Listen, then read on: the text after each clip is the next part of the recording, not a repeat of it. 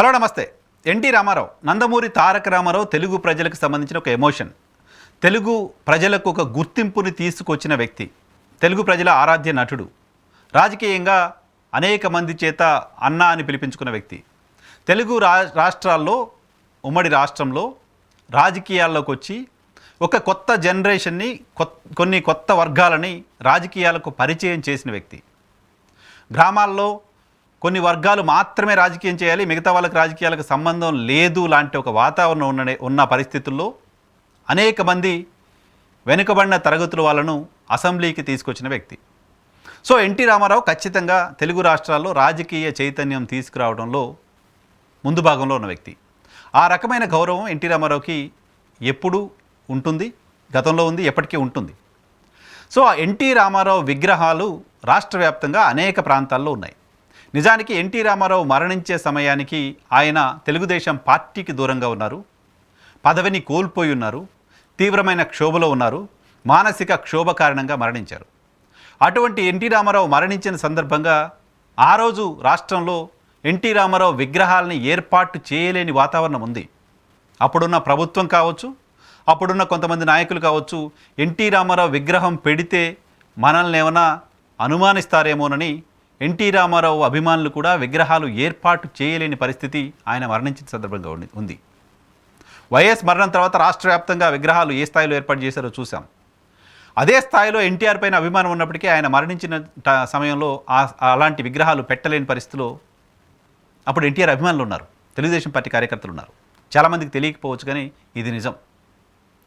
2009 తర్వాత మాత్రమే Telugu Desam party own చేసుకుని ఎన్టీ రామారావు విగ్రహాలను చాలా చోట్ల ఏర్పాటు చేసింది. తెలుగుదేశం పార్టీ కార్యాలయంలో కూడా 2009 తర్వాత నాకు గుర్తున్నంత వరకు. 2004లో ఓటమి తర్వాత ఎన్టీ రామారావు గుర్తొచ్చారు తెలుగుదేశం పార్టీకి అంటూ విశ్లేషణలు అప్పుడు చూసాం. సో తెలుగుదేశం పార్టీ ప్రస్తావన పక్కన పెడితే ఆ సమయంలో విగ్రహాలు తక్కువ ఏర్పాటు చేశారు. ఆ తర్వాత 2009 తర్వాత చాలా ప్రాంతాల్లో, చాలా సందర్భాల్లో ఎన్టీ రామారావు విగ్రహాన్ని ఏర్పాటు చేస్తూ వచ్చారు. ఎన్టీ రామారావు విగ్రహాన్ని గతంలో పార్టీ పరంగా ఏర్పాటు చేశారు. ఆ తర్వాత ఎన్టీ రామారావుని ఓ సామాజిక వర్గం ఓన్ చేసుకుని ఆయన విగ్రహాలను ఏర్పాటు చేస్తూ వచ్చింది.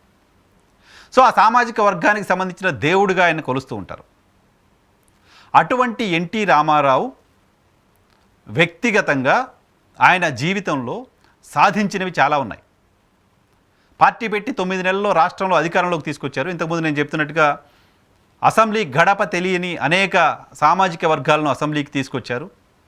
రాజకీయం అంటే ప్రజల కోసం అంటూ అనేక విప్లవాత్మక కార్యక్రమాలను తీసుకొచ్చారు. మండల వ్యవస్థని తీసుకొచ్చారు, పటేల్ పట్వారీ వ్యవస్థను రద్దు చేశారు, జనతా వస్త్రాలు ఇచ్చారు, ₹2 కిలో బియ్యం ఇచ్చారు, మహిళలకు ఆస్తిలో వాటా ఇచ్చారు, హార్స్ పవర్ ₹50కే పవర్ ఇచ్చారు. ఇలా అనేక కార్యక్రమాలని ఆయన తీసుకొచ్చారు. సో అంత పెద్ద పర్సనాలిటీ, అంత గొప్ప నటుడు, అంత గొప్ప రాజకీయ నాయకుడు, అటువంటి రాజకీయ నాయకుడిని, అటువంటి నటుడిని అటువంటి వ్యక్తిగా ఆ రూపంలోనే చూడాలి. రైట్? రామారావుని రామారావుగానే చూడాలి, రామారావుని రామారావుగానే గుర్తుపెట్టుకోవాలి, రామారావుని రామారావుగానే ప్రజల మనసులో ఉంచాలి. రామారావు అనేక సినిమాలు చేశారు, అనేక వేషాలు వేశారు. ఇటీవల ఒక పిచ్చి, ఒక పైత్యం ముదిరిపోయింది కొంతమంది.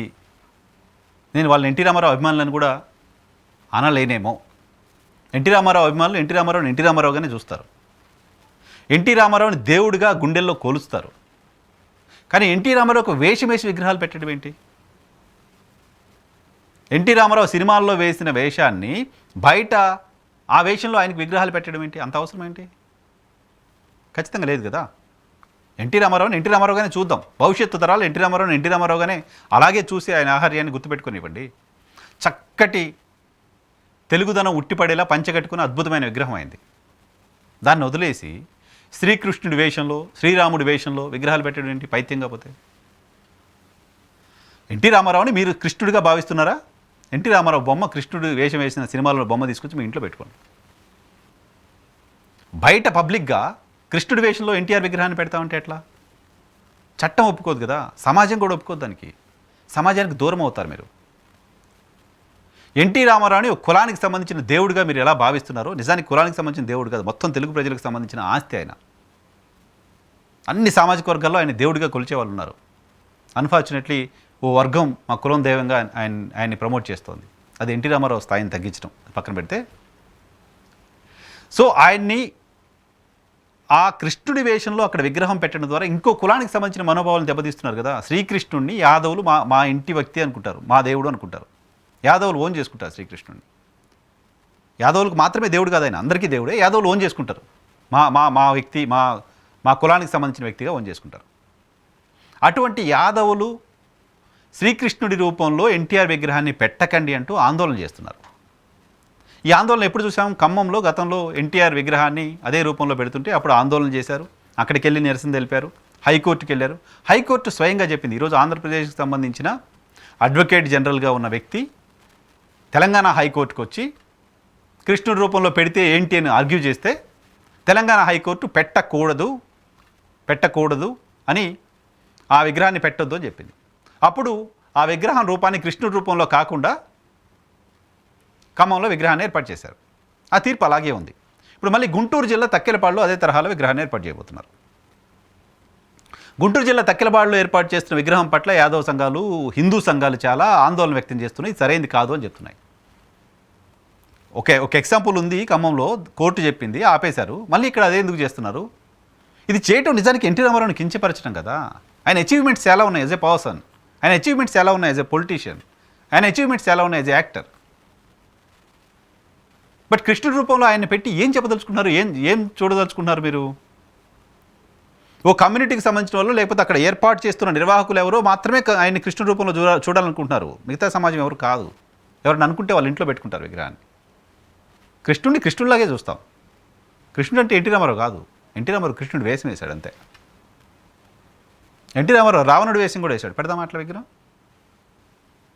ఎన్టీ రామారావు దుర్యోధనుడి వేషం కూడా వేశారు, పెడదాం అట్ల విగ్రహం కాదు కదా. సో ఈ పైత్యం తగ్గించుకొని శ్రీకృష్ణుడి విగ్రహంతో రాజకీయాలు చేయకండి దయచేసి. శ్రీకృష్ణుడి విగ్రహంతో రాజకీయాలు చేసి మీరు ఏం ప్రయోజనం ఆశిస్తున్నారో తెలియదు, కానీ మిగతా అన్ని వర్గాలకి దూరం అవుతున్నారు మీరు. శ్రీకృష్ణుడి ఆగ్రహానికి కూడా గురవుతారు మీరు. కోర్టుల ఆగ్రహం కూడా చవి చూడక తప్పదు మీకు, ఎందుకంటే ఆల్రెడీ ఒక తీర్పు ఉంది దానికి సంబంధించి. కాబట్టి కృష్ణుడి విగ్రహాలతో రాజకీయాలు చేయకండి, మానేయండి. అటువంటి విగ్రహ ఆవిష్కరణకు కూటమికి సంబంధించిన మంత్రులు, ఎమ్మెల్యేలు వెళ్తారనే ప్రచారం జరుగుతోంది. వెళ్తే వాళ్ళంతా కూడా మెజారిటీ ప్రజల అభిప్రాయానికి భిన్నంగా వ్యవహరించినట్లు అవుతుంది. అక్కడ స్థానికులు ఎవరో ఉత్సాహంతో చేశారు, అది వాళ్ళకేం పెద్దగా నెగిటివ్ ఇంటెన్షన్ ఉంటుందని నేను అనుకోవట్లా. ఇంకేదో లాంగ్ టర్మ్ విజన్స్ ఇంకేదో ఉండి పెట్టారనుకోవట్లా. స్థానిక వాళ్ళకి ఆలోచన వచ్చింది పెట్టారు. బట్ మంత్రులుగా ఉండేవాళ్ళు, ఎమ్మెల్యేలుగా ఉండేవాళ్ళు, ప్రభుత్వంలో బాధ్యతగా ఉండేవాళ్ళు, బాధ్యులుగా ఉన్నవాళ్ళు, అక్కడికి వెళ్తున్న వాళ్ళు తెలుసుకొని కరెక్ట్ చేయండి వాళ్ళని అట్లీస్ట్. లేకపోతే మీరు కూడా మెజారిటీ వర్గాలకు సంబంధించిన ఆగ్రహానికి గురికాక తప్పని పరిస్థితి ఉంటుంది.